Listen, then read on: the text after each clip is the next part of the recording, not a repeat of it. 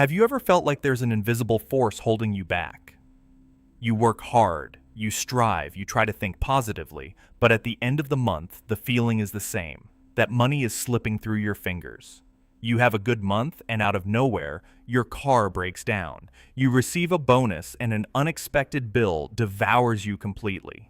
It seems like bad luck, it seems like a curse, but it's not. It's biology. Your body has a specific capacity to retain wealth, and when you exceed that limit, your system panics. It sees this excess energy as a threat and unconsciously finds ways to get rid of it.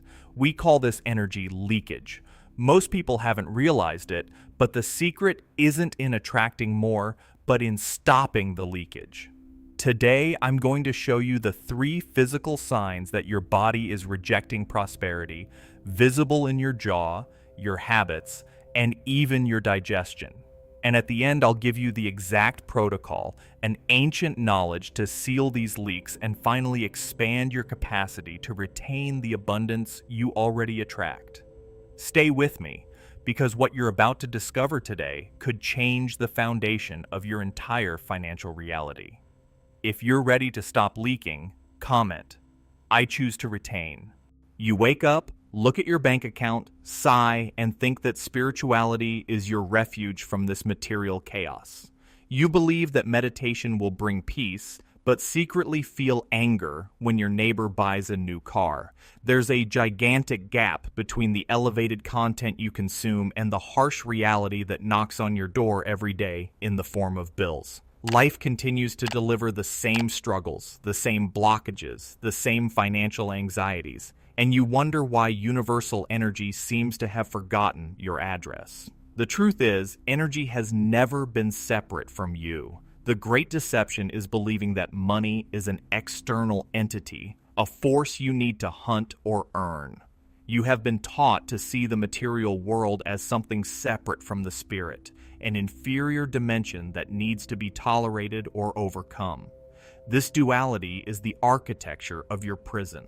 As long as you treat matter as a battlefield and spirituality as an escape, you will remain at war with yourself.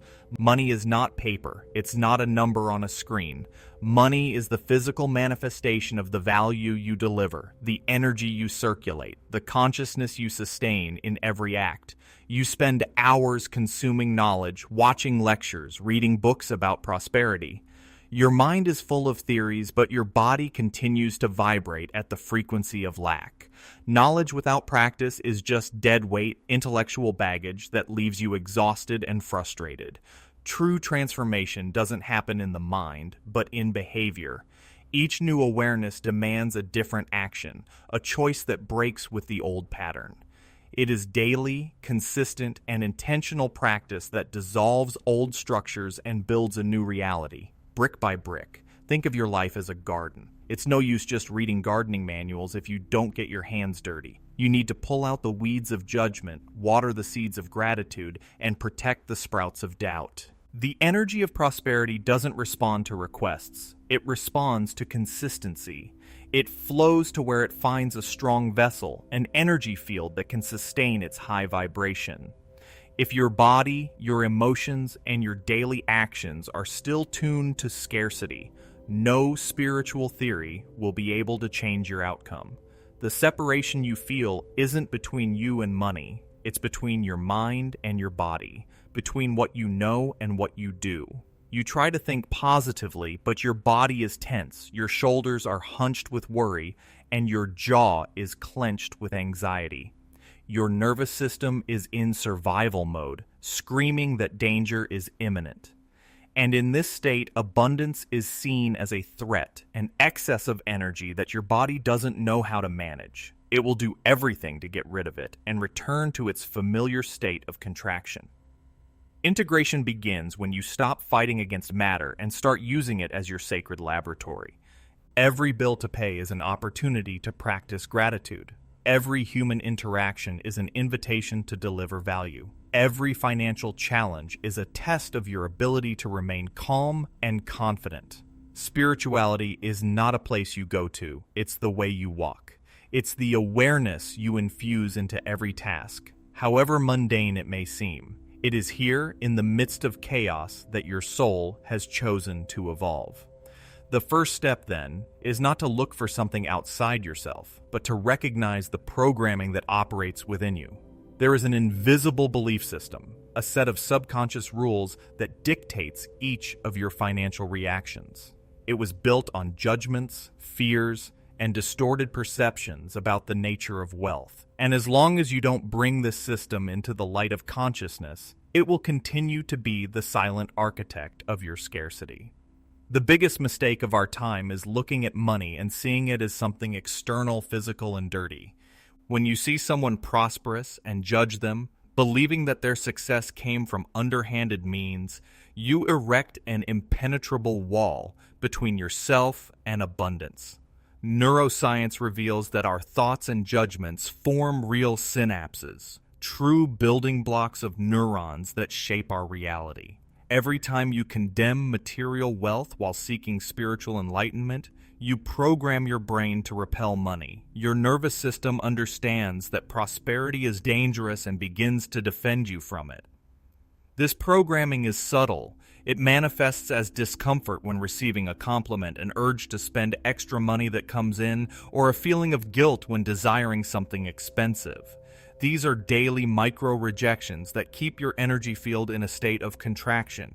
You say you want more, but your body says it can't handle it. This belief that being rich is hard work or money attracts problems is not just a thought. It's a biological command. Your brain, to protect you, creates scenarios that validate this belief, sabotaging opportunities so that you remain in the familiar safety zone of scarcity. Neuroplasticity is the key that unlocks this cell. Science proves that the brain is malleable, that neural connections can be rewritten. But this doesn't happen with a single positive thought. Change requires conscious repetition and daily practice. Identifying the limiting belief is only the first step. The real work is dissolving this cluster of neurons through the introduction of a new behavior, a new emotional reaction, repeated tirelessly until the new neural pathway becomes stronger than the old one. It's a work of persistence, not magic. The problem is that your biology is addicted to the old path. As you listen to me, a window of awareness has opened, but your nervous system will try to close it as soon as this video ends, out of pure survival habit. There is a healing time for this new neural pathway to settle in before forgetfulness pulls you back. For those who do not want to let this window close and need a method to seal these physical leaks today, I organized the practical digital guide, The Thoth Code, The Temple. It focuses exactly on preparing your body to become a receiver that can handle the voltage of wealth without going into panic. If you feel that this opportunity is now, access is in the first pinned comment. Do not let your old biology win this battle because of a lack of tools. Ultimately, judgment is the most effective poison against prosperity.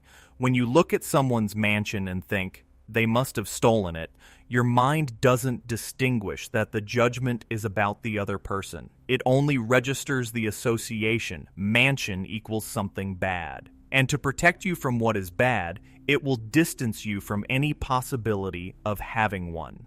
The alchemy of blessing is the antidote. Blessing the success of others, admiring wealth without envy, genuinely wishing that others prosper even more, reprograms your mind to associate abundance with something good, safe, and desirable.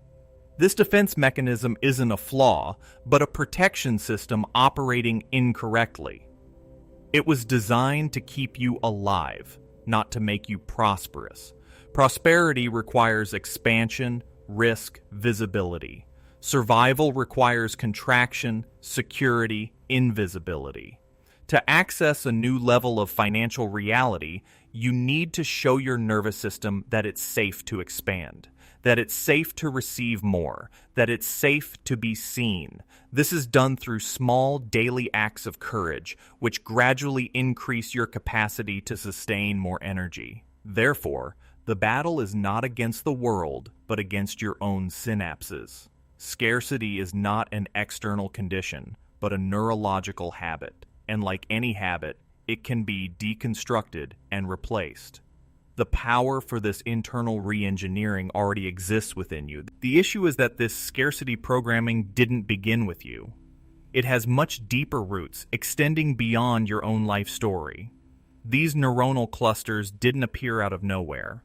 Many of them were inherited, passed down through generations like silent legacies. Epigenetics shows us that the traumas and scarcity beliefs of our ancestors can influence how our genes express themselves today.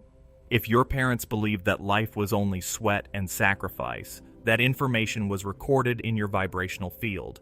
You reproduce limiting speech patterns and fearful attitudes without even realizing that you are operating on autopilot in a past that no longer needs to be your future. The invisible loyalty to family pain keeps you stagnant. This transmission isn't just genetic, it's energetic. From childhood, you absorb the emotional atmosphere of your home. The constant worry about bills, the arguments over money, the feeling that it was never enough. All of this shaped your perception of reality. You learned without words that money is a source of conflict and anxiety. And now, as an adult, you unconsciously recreate these same scenarios, not because you desire them, but because they are familiar. Familiarity, even if painful, is perceived by the nervous system as security. Our relationship with our parents is the foundation of our relationship with prosperity. In systemic wisdom, the mother represents the energy of receiving, the capacity to retain and nurture what comes. The father represents the energy of going out into the world, of action, of the strength to seek and conquer. If your relationship with either of them is marked by pain, judgment, or exclusion, one of these flows will be blocked. Honoring your parents doesn't mean agreeing with their mistakes, but accepting the life that came through them with gratitude. It's an internal posture of reconciliation that releases vital energy to flow without hindrance. Breaking these ancestral patterns requires courage. It requires you to be willing to feel the discomfort of being different, of perhaps being judged by your own family for choosing a path of greater abundance. This breach of loyalty can generate deep guilt, a feeling of betrayal. But it is precisely at this point of tension that liberation happens. By consciously choosing a new destiny for yourself, you not only heal your own life, but also free future generations from repeating this same pattern of pain. Family constellation therapy is a tool that reveals these entanglements. It shows how we are often repeating the destiny of an ancestor who was excluded or suffered a great loss, in an unconscious attempt to compensate or belong. By bringing this hidden dynamic to light, consciousness allows love to flow again, placing everyone in their rightful place and freeing you to follow your own path. You no longer need to carry a burden that is not yours. Your only obligation is to live your own life to the fullest. Family integration is the foundation for sustainable prosperity. When you reconcile with your history, accepting your parents as they are, with their strengths and weaknesses, you integrate the two primordial energies within yourself: the father's strength to act and the mother's receptiveness to nurture. With these two forces in balance, you become whole, capable of going out into the world, generating value, receiving the reward, and nurturing it so that it multiplies. Prosperity ceases to be a struggle and becomes a balanced dance between giving and receiving. This ancestral healing isn't about blaming the past. It's about understanding that what bothers you today, in the present, may simply be an echo of an old pain. And by looking at this pain with compassion and awareness, you realize that the people and situations that challenge you most in the outside world are, in fact, messengers. They are accurate mirrors, pointing precisely to where healing needs to happen within you. Everything that deeply bothers you in the external world is a fragment of a mirror reflecting something unhealed within you. When a situation paralyzes you or a person awakens your envy, it's not an attack from the universe, but an urgent call for evolution. Quantum physics teaches us about the observer effect, where our conscious attention collapses reality. If you focus on scarcity when you open the refrigerator and complain about what's missing, you send a clear vibrational code asking for more deprivation. Your mind acts as a gigantic search engine, bringing you exactly the experiences that validate your deepest feelings. That person who drives you crazy, who seems to harm you, is actually a master in disguise. They are simply mirroring a part of yourself that you reject or don't recognize. The irritation you feel is the energy of your own shadow surfacing to be integrated. Instead of projecting blame outward, the transformative question is, what within me is resonating with this situation? Where do I act in this same way with myself or with others? This self-investigation is the gateway to true freedom, because no one can hurt you when you have already healed that wound within yourself. The universe doesn't operate on words, but on frequencies. Your emotional reactions emit vibrational codes every instant. When you receive an unexpected bill, your immediate panic reaction sends the code, "More emergencies, please." When you see a friend's success and feel a pang of envy, you emit the code, "Success for others, not for me." You are a transmission antenna, and the reality you experience is merely the echo of the signal you are consistently emitting. Real change happens when you learn to manage your internal reactions, regardless of external circumstances. There are parallel realities coexisting at this very moment. A timeline of scarcity, one of abundance, one of love, one of illness. You are not trapped in any of them. You jump between these realities through your choices, your attention, and above all, your state of being. Getting out of autopilot, out of the "let life take me where it will" mindset, is the most revolutionary act you can commit. It is assuming the position of a conscious observer, one who deliberately chooses where to direct their focus and consequently, which reality to manifest. Your mind works like an algorithm. What you search for, it shows you more of. If you spend your day consuming tragic news, gossip, and complaints on social media, your internal algorithm understands that this is what interests you. It will then filter reality to show you more of the same, reinforcing the perception that the world is a dangerous and scarce place. You are the average of the information you consume. To change your reality, you first need to change your mental and emotional menu. Being a conscious observer isn't about suppressing thoughts or emotions. It's about observing them without identifying with them.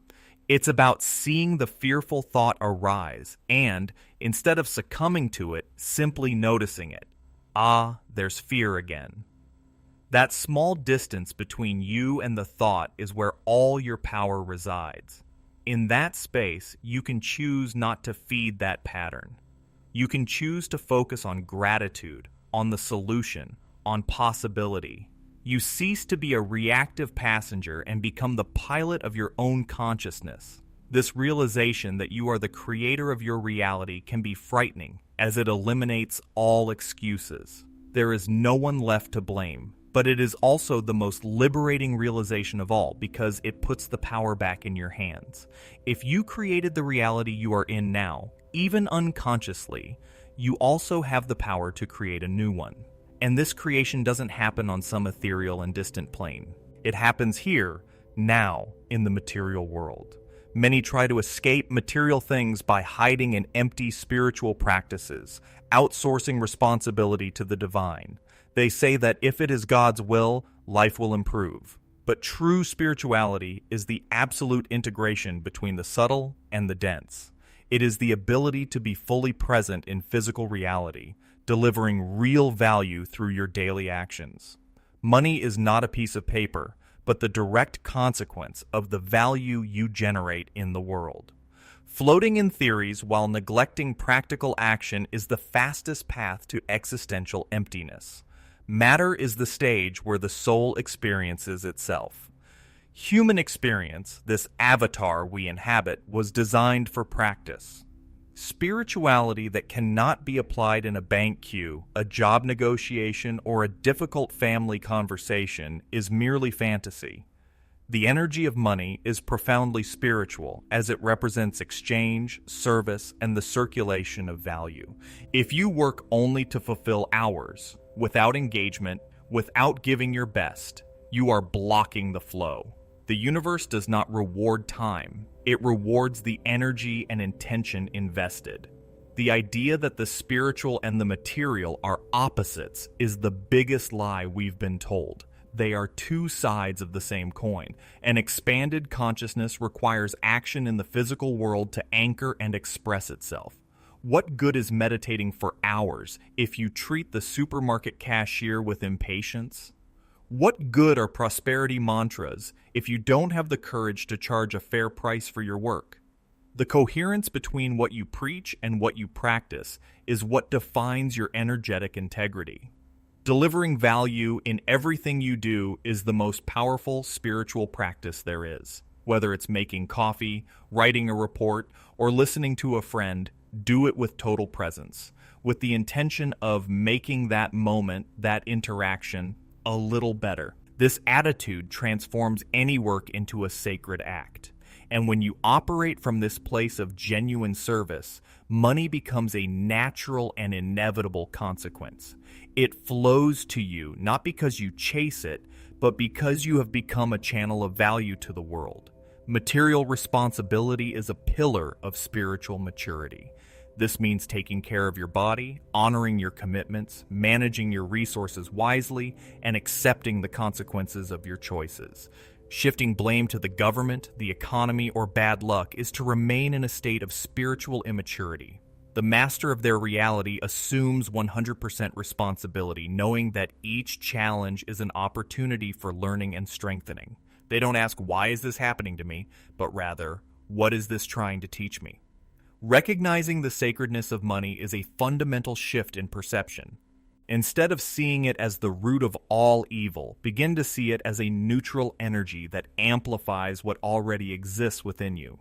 In the hands of a conscious person, money becomes a tool to create, heal, build, and contribute. Bless the money that comes in, bless the money that goes out. Be grateful for it having passed through your hands and fulfilled its purpose. This attitude of gratitude and respect transforms it into an ally, not an adversary. Thinking positively is just the tip of the iceberg of a much deeper ocean. Your brain processes information, but it's your heart that emits the most powerful electromagnetic field in the human body. Feeling abundance is 5,000 times more powerful than simply thinking about it. When you pay an electricity bill and feel genuine gratitude for having light in your home, you emit an indestructible frequency of prosperity. True emotion is the language the universe understands. Without emotion anchoring thought, any positive affirmation is nothing more than empty words echoing in the wind. The secret lies not in the mind, but in the coherence between what you think and what you feel. You can repeat, I am prosperous 1,000 times a day, but if your body is vibrating with fear of scarcity, that's the fear the universe will hear. Feeling is what gives thought its electrical charge. Thought is the blueprint, but feeling is the energy that builds it. Heart coherence, the alignment between a grateful heart and a focused mind, creates such a powerful field of attraction that reality begins to reorganize itself around you. That's why people who win the lottery often lose everything quickly. They received the money, but they didn't have the emotional capacity to sustain that frequency. Sustaining the energy field is the real challenge. It's not enough to feel abundance for 5 minutes during meditation. You need to carry that feeling throughout the day through your behavior, the way you walk, how you dress, how you talk to people. All of this either sustains or sabotages your vibration. If you feel prosperous, you walk with your shoulders straight. You speak with confidence. You act with generosity. Behavior is not a consequence of prosperity. It is the cause. It anchors the frequency on the physical plane. Low frequencies like fear, guilt, and shame act as holes in your energy field. Even if prosperity arrives, it leaks through these holes, Guilt for having more than others, fear of losing what you've gained, shame for desiring a better life. These feelings are anchors that bind you to a reality of limitation. Emotional healing work is not a luxury. It's an absolute necessity for anyone who wants to build lasting wealth. You need to clear the basement so the house can expand. The nightly practice of self-analysis is a surgical tool for this recalibration. Before sleeping, become the conscious observer of your day. Where did your awareness fail? How did you react to stress? Where did you act from fear instead of love? Without judgment, just observe. Use this analysis not to punish yourself, but to set a clear intention for the next day. Tomorrow, in that same situation, I will choose to react differently. This daily practice of self-observation and fine-tuning is what generates mastery. The butterfly effect is real. When you change your internal frequency, you don't just change your own life. You emit a new wave that influences your entire surroundings.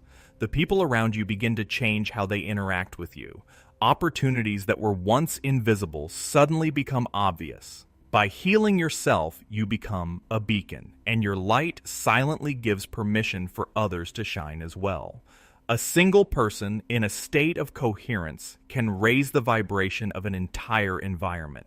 Emotion is the fuel, but it needs to be channeled with intention. And one of the biggest drains on this emotional energy is a subtle and corrosive feeling that we've learned to normalize. A feeling that prevents us from celebrating our victories and keeps us trapped in a cycle of self-sabotage, ensuring we never have more than we believe we deserve. That feeling is guilt. Guilt is one of the densest and most paralyzing frequencies that exist. When you receive something good and immediately start calculating the problems it will bring, like the taxes on a prize, you are telling the universe that you cannot handle greatness. The fear of being judged, the fear of losing, the fear of not being worthy creates holes in your energy field through which prosperity drains away. Blessing taxes as a sign that you have received much is a radical turning point. It takes courage to abandon the role of victim and assume the posture of a conscious creator who welcomes expansion without apology. Greatness requires space to breathe. This guilt disguises itself as humility.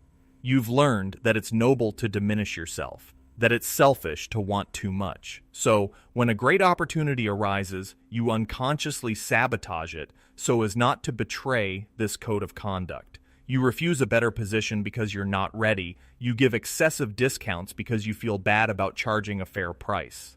Each of these small concessions is an act of self-betrayal, a vow of poverty that you renew every day. True humility is not about making yourself small, but about recognizing the greatness that flows through you and putting it at the service of the world. The fear of standing out from your original group is a powerful force. If you come from a family or circle of friends where scarcity is the norm, thriving can feel like an act of abandonment. You fear that if you succeed, you will no longer belong. To avoid this pain of exclusion, you stay on the same level, sharing the same complaints and limitations. Liberation comes when you understand that your growth doesn't diminish anyone. On the contrary, it shows others what is also possible for them. Embracing expansion means becoming comfortable with discomfort. Growth hurts. It requires you to leave behind old identities, friendships that no longer serve you, and comfort zones that have become prisons. There will be moments of loneliness. There will be moments when you doubt everything. It is at this threshold that most give up and return to the familiar. Sustaining the new frequency requires unwavering confidence in your right to evolve, even if no one else understands. You are trading the security of belonging for the freedom to be who you truly are. The practice of receiving is a muscle that needs to be trained. Start with small things. When someone offers you a compliment, instead of deflecting it, take a deep breath, look the person in the eye, and simply say, "Thank you." Feel the energy of the compliment enter your field. When someone offers you help, accept it. Stop trying to do everything alone. Every time you receive with grace, you send a message to your nervous system, that it is safe to receive, that you are worthy of support and abundance. Guilt about the past is also a heavy anchor. You cling to financial mistakes, failed investments, missed opportunities. You replay these scenes in your mind, punishing yourself repeatedly. Forgiving yourself isn't about forgetting, but about releasing the emotional burden that keeps you tied to that old story. You did the best you could with the awareness you had at the time. Be grateful for the lesson, release the guilt, and use that wisdom to make different choices now. Your point of power is always in the present. By dissolving guilt, you create a vacuum, a clean and open inner space.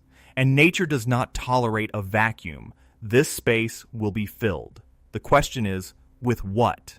By freeing yourself from the weight of unworthiness, you become a ready vessel, a fertile field where the seeds of prosperity can finally germinate, grow, and flourish sustainably. You stop leaking energy and begin to contain it, cultivate it, transmute it into solid reality. To break the cycle of blind repetition, you need a moment of daily disruption. This is the immediate practice you should adopt today.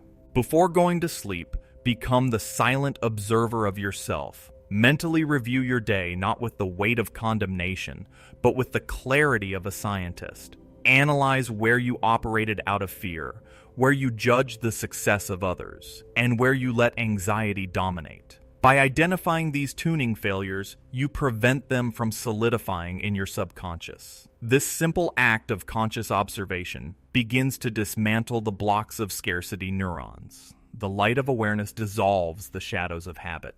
This is not an exercise in guilt, but in calibration. Night is a portal. The state between wakefulness and sleep is fertile ground where the seeds of the next day are planted. By reviewing your actions, you are not punishing yourself, but collecting data. Where did my energy leak today? At what point did I go back on autopilot? This cold and honest analysis gives you the power to choose differently tomorrow. You stop being a boat adrift in the currents of your habits and become the captain who adjusts the course every night, ensuring that the destination is prosperity, not repetition. Most people fall asleep carrying the stress and reactivity of the day with them. They drift off to sleep with their nervous system still on high alert, and this frequency of anxiety continues to operate throughout the night, solidifying patterns of scarcity. The ritual of the night observer interrupts this process. It creates a state of neutrality, a 0 point from which you can consciously program a new state of being for the day to come. It's a daily energetic cleansing, as essential as brushing your teeth. When you identify a moment when you acted impulsively, visualize the scene again. But this time, see yourself acting the way you would like to. See yourself responding calmly, confidently, generously. Feel the emotion of this new response in your body. This is not a denial of what happened, but a neurological rehearsal. You are creating a new neural pathway, a new possibility of response for your brain. You are teaching your body what it feels like to be at the new frequency, even before external circumstances change. This practice transforms sleep from an unconscious escape into an active process of healing and reprogramming. You begin to use those 8 hours not only to rest your body, but to rebuild your energetic identity. Each night, you become a little less the person who reacts and a little more the person who creates. The consistency of this daily ritual accumulates immense power. Small nightly adjustments lead to monumental changes in your daytime reality because you stop feeding the same inner demons. The silence of the night is your ally. Turn off the screens, put away distractions, allow yourself this intimate encounter with your own conscience. It is in this silence that you can hear the subtle voice of your intuition, distinguishing it from the loud noise of your fears. It is an act of profound self-compassion and discipline. You are giving yourself the attention you may never have received, treating your own evolution as the most important project of your life. You become your own master, your own guide.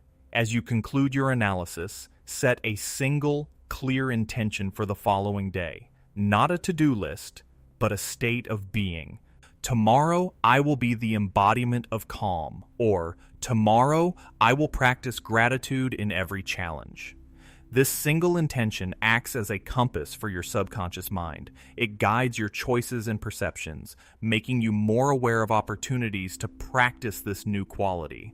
And this selective attention is crucial because what you focus on expands, both within you and in the world around you. We share our electromagnetic field with everything and everyone around us. You become the average of the environments you frequent, the information you consume, and the people you associate with. If your routine is flooded with tragic news and conversations about crisis, your nervous system enters a state of constant alert, blocking any possibility of expansion. The mind understands that the world is hostile and focuses only on survival. Changing your reality requires a rigorous diet of what enters through your eyes and ears. Deliberately associating yourself with images, sounds, and people who vibrate at the frequency of beauty and success is an act of self-preservation. Your energy field has no walls. It's permeable, constantly exchanging information with the environment. When you're in a place filled with complaints and pessimism, your energy is drained trying to balance the system. You leave exhausted without knowing why. On the other hand, when you surround yourself with people who are growing, who talk about possibilities and solutions, your field is naturally elevated by this resonance. The choice of your social circle and your work environment is not a detail, it's a strategic decision for your prosperity. This extends beyond people. The TV shows you watch, the music you listen to, the accounts you follow on social media, all of this feeds your mind. Constantly consuming content about violence, scandals, and fear is like feeding on poison and expecting to be healthy. Your brain doesn't distinguish what's real from what's just an image on a screen. It releases the same stress hormones, keeping your body in a chronic state of fight or flight where creativity and attracting opportunities are biologically impossible. The practice of conscious association is an act of curation. Start following people who inspire you. Listen to music that uplifts your spirit. Watch films and documentaries that showcase the beauty and grandeur of human potential. Visit places that make you feel good, even if it's just a well-maintained park in your city. Each of these choices is a vote in favor of your new reality. You are deliberately calibrating your system to recognize and feel comfortable with the frequency of abundance. It's not about creating a bubble of toxic positivity, ignoring the world's problems. It's about choosing where you place your focus and energy. You can be aware of challenges without drowning in them. Your ability to contribute to solving any problem is directly proportional to your own strength and energetic stability. You don't help anyone by sinking into the same hole. To be a light in the world, you first need to tend to your own flame, protecting it from unnecessary winds. The mind associates through repetition. By consistently exposing yourself to images of success, beauty, and harmony, you normalize prosperity. It ceases to be something distant and becomes a familiar scenario for your brain. When a real opportunity for growth arises, your system will not see it as a threat, but as a natural step, something that belongs to your world. You stop sabotaging yourself because success has become part of your internal identity, your normal field of vision. This change of environment, both physical and digital, can be uncomfortable. It may mean distancing yourself from old friends or habits that once defined who you were. This transition is a test of your commitment to your own evolution. It's proof that you're willing to leave behind what is familiar but limiting, to embrace what is new and expansive. And this pain of separation is, in fact, an unmistakable sign that you're on the right track. Growing up hurts because it demands breaking down internal structures that, while limiting, provided the false security of the known. Changing the landscape of your life often means displeasing people and abandoning old identities. Your physical body may even manifest pain and tension as resistance to this new expansion.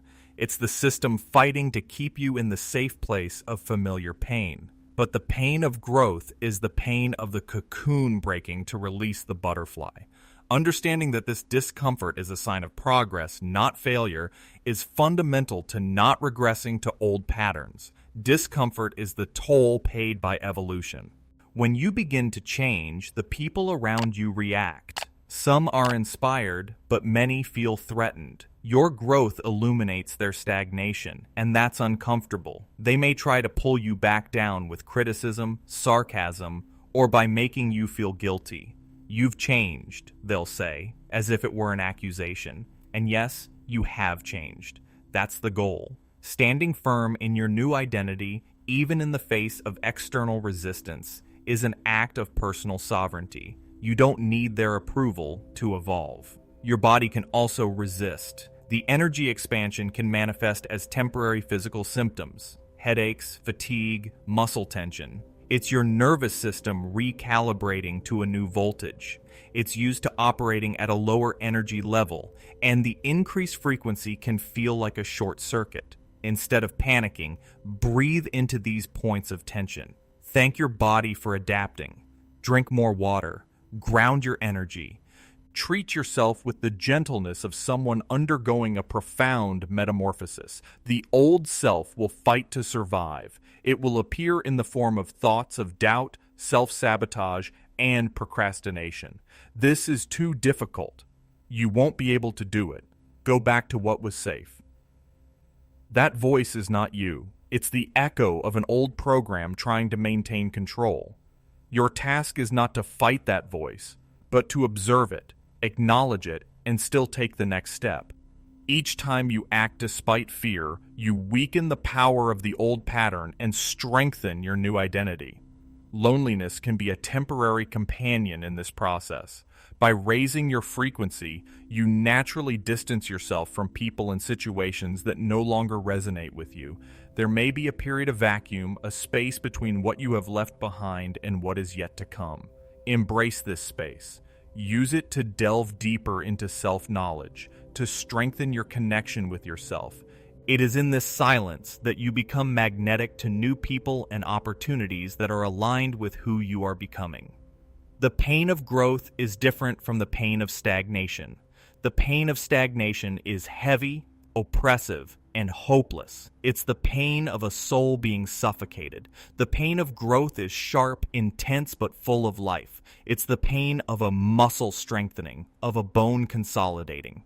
Learning to differentiate between these two types of pain is crucial. One invites you to change, the other confirms that you are on the path to change. Therefore, when discomfort arises, don't see it as a sign to stop. See it as a portal, a threshold you need to cross. On the other side of that resistance, that temporary pain, is not just an improved version of yourself. It's an entirely new reality, a timeline that already exists and is just waiting for you to have the courage to cross the fire of transformation, to claim it. Right now, there's a version of you living the fullness you so desire. This parallel reality isn't in another unreachable dimension, but at a different frequency. To access it, you don't need magic, but alignment. When you begin to walk, dress, and act with the dignity of someone who already possesses the life of their dreams, you tune into this new timeline. It's not about spending what you don't have, but about occupying your space in the world with the posture of someone who knows they deserve it. Life is obliged to mirror the identity you hold internally. The future already exists, waiting for you to become compatible with it. Quantum physics suggests the existence of infinite possibilities, all collapsing into experience through the act of observation and feeling. Your current reality is simply the timeline with which your dominant frequency has been compatible. To change your timeline, you need to change your frequency. And the quickest way to do that is to begin embodying the state of being of the person you wish to become. Act as if it's already a fact. Feel as if it's already real. The universe doesn't distinguish between what is imagined with emotion and what is physically present. This isn't about faking it till you make it. It's about being in order to become. There's a subtle but powerful difference. Faking comes from a place of lack, of trying to deceive reality. Being comes from a place of conscious choice. It's a decision to embody the qualities of your future self now. How would that person sit? How would they speak? How would they make decisions? Start making those choices in your daily life. Choose the option that your thriving self would choose, even if it seems small. Your body posture is a shortcut to this self-embodiment. If you walk hunched over with your eyes downcast, you are sending your nervous system a signal of submission and defeat. Your body informs your mind that you are small and powerless. Try walking with your spine straight, shoulders back, chin parallel to the ground. Breathe deeply. Occupy your space. This physical change sends an immediate biochemical signal to your brain, altering your emotional state and your self-perception.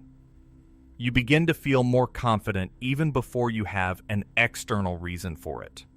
Dress for the destination you want to go to, not the situation you're in. This doesn't mean buying expensive clothes, but taking care of your appearance with respect. Wear your best clothes, even on an ordinary day. Keep yourself clean and tidy. This attitude of self-care sends a powerful message to your subconscious. I am valuable. I deserve the best. You begin to treat yourself as a prosperous person, and the world, by the law of resonance, begins to treat you the same way. The language you use also shapes your reality. Stop using phrases like, I can't afford it, or that's too expensive for me. Replace them with, I choose not to invest in that right now, or how can I create the resources for that? The first is a declaration of powerlessness that closes all doors. The second is a question that opens the mind to solutions and possibilities. Your words are decrees. They program your mind and inform the universe of your identity. By practicing this embodiment daily, you begin to feel more at home in the new frequency than in the old one. The reality of scarcity begins to seem strange, uncomfortable, like clothes that no longer fit. This is the turning point. It's when your inner identity has changed so fundamentally that external reality has no choice but to reorganize itself to correspond to this new truth. And one of the most powerful tools to accelerate this change is how you perceive the success of others. Before we move on to the closing, I wanted to ask you for a moment of presence here with me. Bringing these themes of ancestral and physical healing to YouTube requires an effort and research that you rarely see out there. We prepared the Thoth Code series with immense care, almost like a life mission, so that you can have a real map in your hands. The truth is that this channel lives and breathes thanks to the support of people like you. By purchasing any of our ebooks in the first pinned comment, you are not only investing in your financial freedom, you are keeping this channel standing. It is your support that allows us to continue translating these ancient codes for the modern world. If this content made sense for your story, consider helping us continue this journey. Envy and resentment are slow poisons that you drink, hoping the other person will die. Every time you condemn someone's wealth, your mind registers that success is a crime and pushes you away from it. The quickest alchemy to reverse this is the radical practice of blessing. When you see a luxurious car, a mansion, or a radiant person, silently bless them. Celebrate the beauty and achievement of others as if they were your own. This attitude disarms the inner judge and signals to your brain that prosperity is safe, beautiful, and desirable.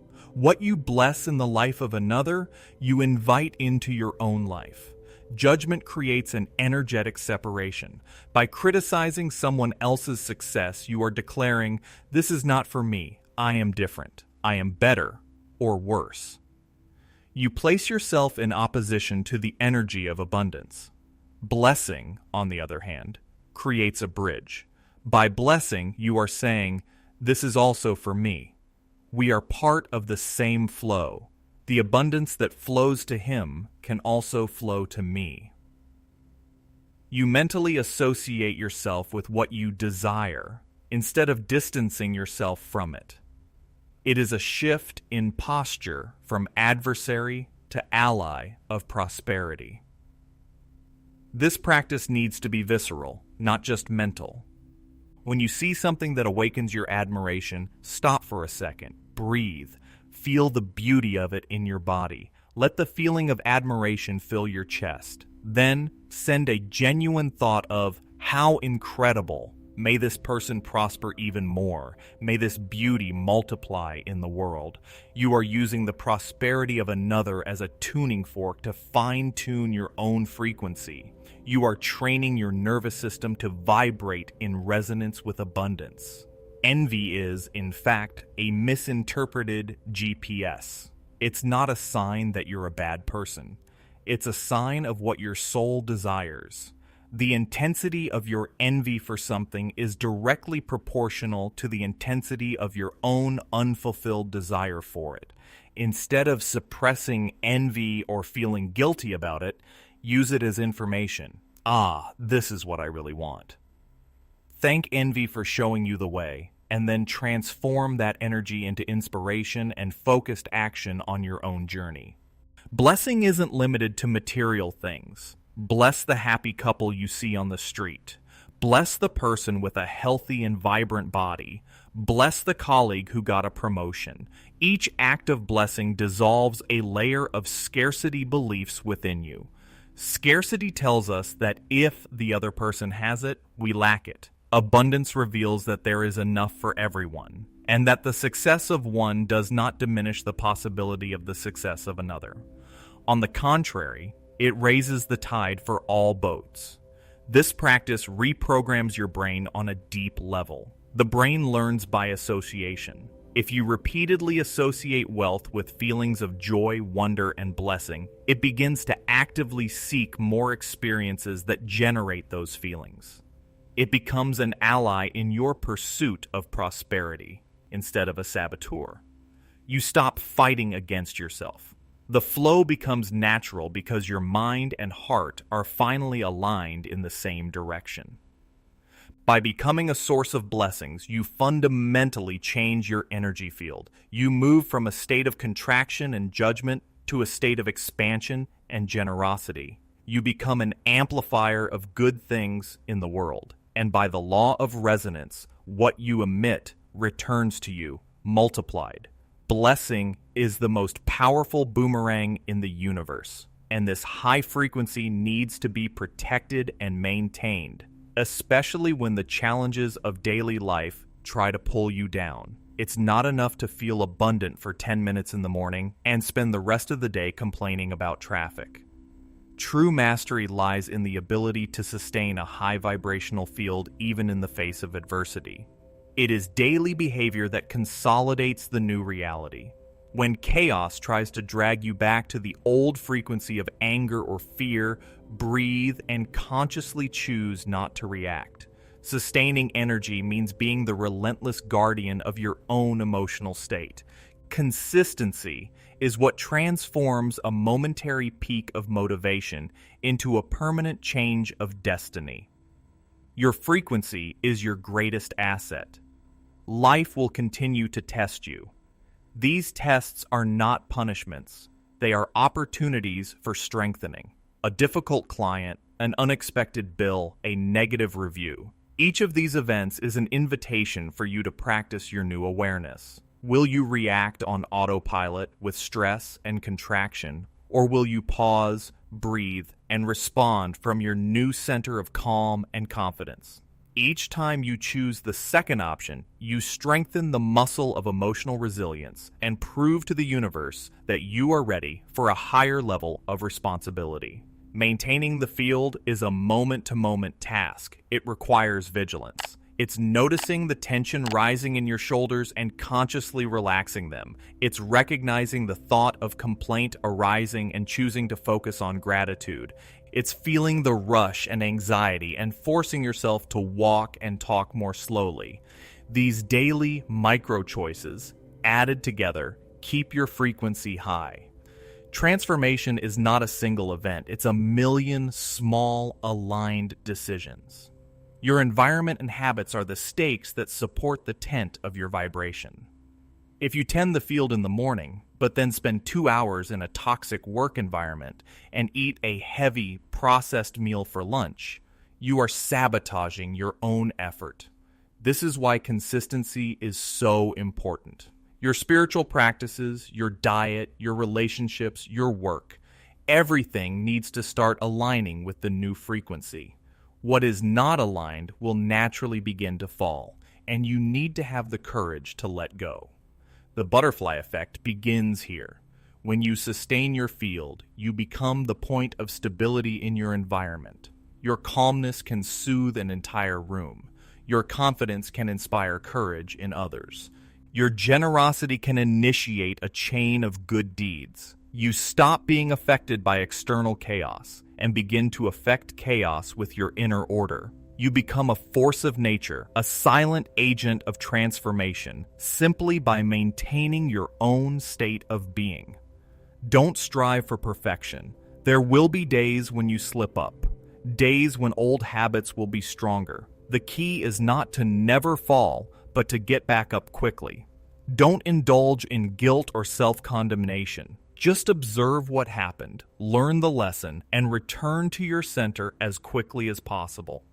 The speed at which you recover from a slip-up is a much greater indicator of mastery than trying to never make a mistake. Resilience is more important than perfection.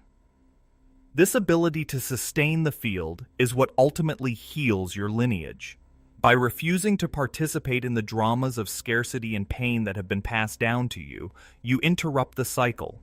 You become the generation that says, enough.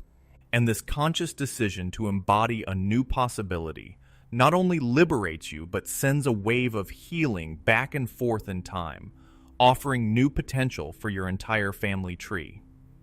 By choosing to live in prosperity, you are not betraying the struggles of your ancestors, but honoring the sacrifices they made. You break the chain of pain and scarcity, allowing healing to reverberate into both the past and the future. Integrated material and spiritual success is the greatest tribute you can pay to those who came before you. You become the turning point in your lineage. By releasing existential emptiness and filling your life with purpose and abundance, you prove that suffering is not your family's ultimate destiny. Your light illuminates the entire family tree. Many carry an invisible loyalty to the suffering of their ancestors, an unconscious belief that, to belong, they need to repeat the same hardships. If your grandparents went through times of deprivation, you may feel deep guilt about having an easy and abundant life. You sabotage yourself to remain loyal to their pain. True honor, however, is not about repeating suffering, but about transforming their sacrifice into a future they couldn't have. You live the life they dreamed for you.